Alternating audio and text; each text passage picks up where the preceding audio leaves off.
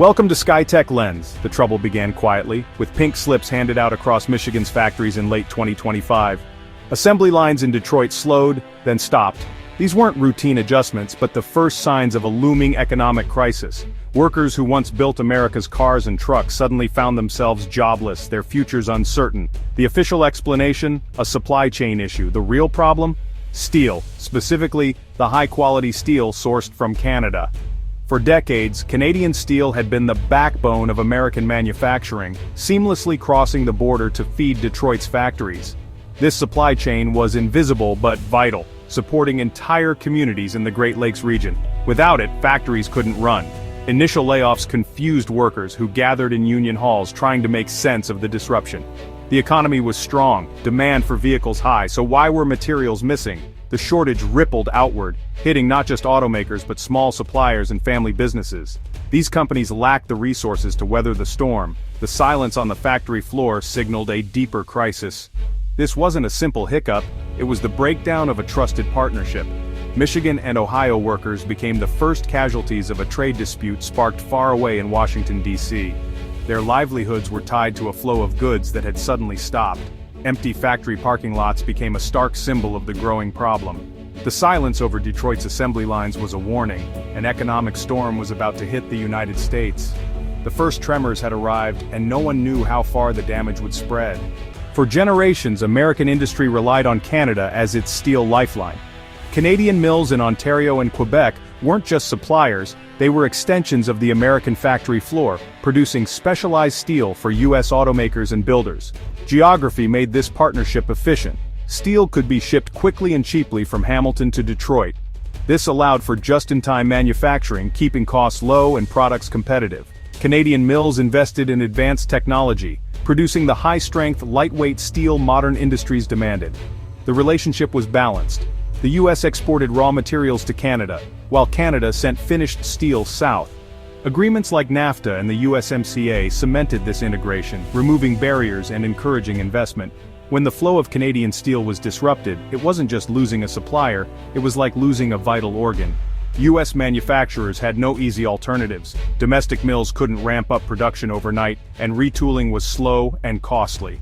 Finding new international suppliers would take months and drive up costs. American industry was built on the assumption that Canadian steel would always be there. In 2025, that assumption proved dangerously wrong. The sudden shortage exposed a critical vulnerability in the U.S. supply chain. Factories stalled, and the economic impact spread rapidly. The seamless North American system had fractured overnight. The consequences would be felt far beyond Detroit. The crisis was triggered by a dramatic move from Washington. In June 2025, former President Trump invoked Section 232, slapping a 50% tariff on all Canadian steel and aluminum, citing national security.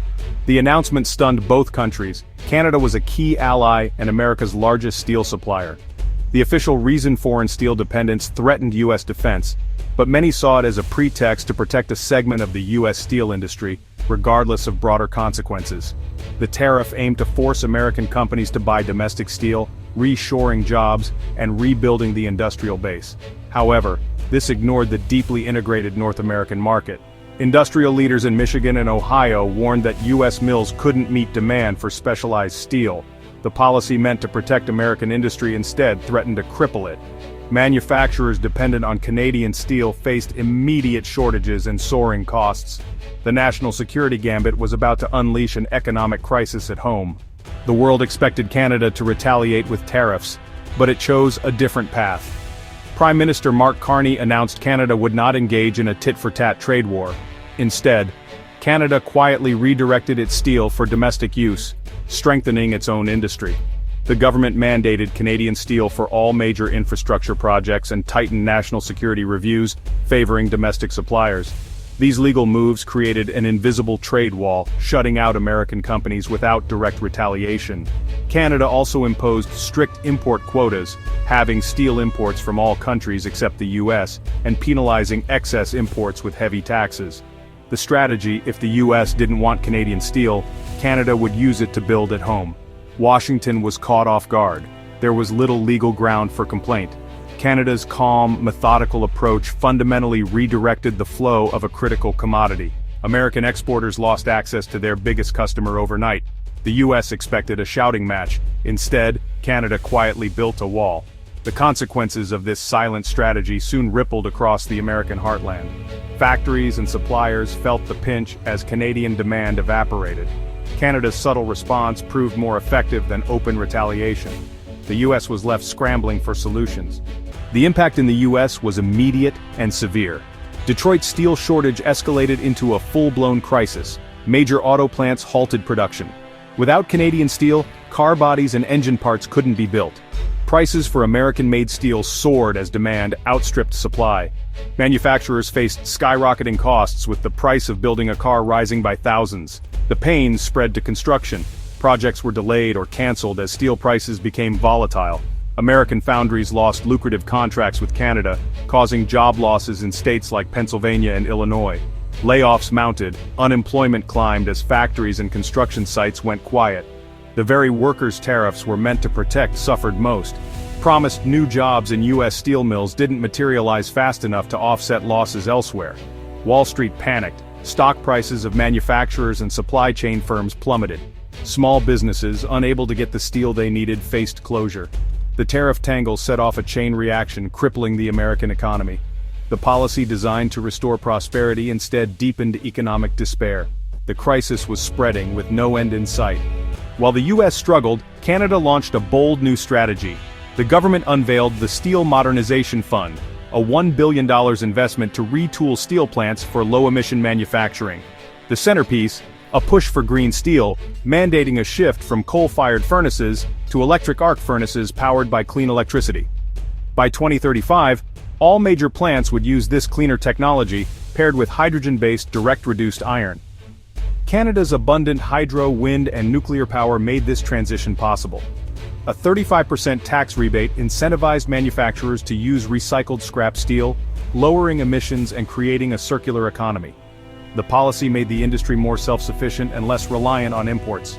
Steel became a strategic asset. Exports were prioritized for sectors aligned with climate goals, like electric vehicles and clean energy. Canada began building new trade relationships based on sustainability. Green steel was no longer just a product, it was a diplomatic tool. The strategy wasn't just about surviving a trade war, it was about leading the global economy of the future. Canada's forward-thinking approach turned crisis into opportunity. The country was poised to become a world leader in clean steel. Canada's green steel strategy quickly paid off. The European Union, implementing its carbon border adjustment mechanism, sought low-carbon steel. Canada secured a carbon passport agreement, exempting its steel from EU carbon taxes. This gave Canadian steel a massive edge over US and other high-emission producers. Canadian mills, once reeling from US tariffs, now had a flood of orders from Europe. The global market shifted. European companies prioritized Canadian steel for its sustainability. Canada's investment in clean technology became a powerful economic weapon. The US, still reliant on older, dirtier methods, faced new barriers in global trade. Canada built bridges to new markets. The US found itself increasingly isolated. Environmental policy had become a key driver of trade. Canada's pivot to green steel reshaped the global industry. The events of 2025 revealed a stark split between US and Canadian strategies. The US turned inward, relying on tariffs to protect old industries, hoping to revive the past. Canada looked forward, investing in innovation and sustainability. The US approach led to economic disruption, job losses, and political gridlock. Canada's pivot to green steel and new trade deals created fresh opportunities and resilience. Lawmakers in Washington were left frustrated, unable to reverse the damage. Canada, meanwhile, built a modern, sustainable industrial base. The US suffered a self-inflicted wound. Canada turned crisis into progress. The tale became a lesson in economic policy. One nation stumbled by looking inward, the other thrived by looking outward. The North American partnership was fundamentally altered.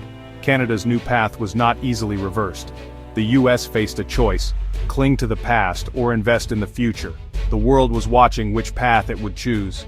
The 2025 tariff crisis left deep questions about North America's future. The fracture between the US and Canada may be permanent, ending decades of seamless economic integration. Can trust and partnership be restored after such a strategic split? The crisis proved that protectionism can backfire, hurting the very workers it aims to help. Canada's experience showed that resilience comes from innovation and alignment with global trends. The world took note. Trade policy now includes climate and security standards, not just tariffs. Other countries may follow Canada's lead, building invisible walls through regulation. The steel crisis may mark the moment North America began to drift apart. Canada forged a new industrial identity. The US must decide whether to adapt or remain isolated. The continent's economic fate now hangs in the balance. Thanks for watching a video, and subscribe to the channel now for more updates. Thanks.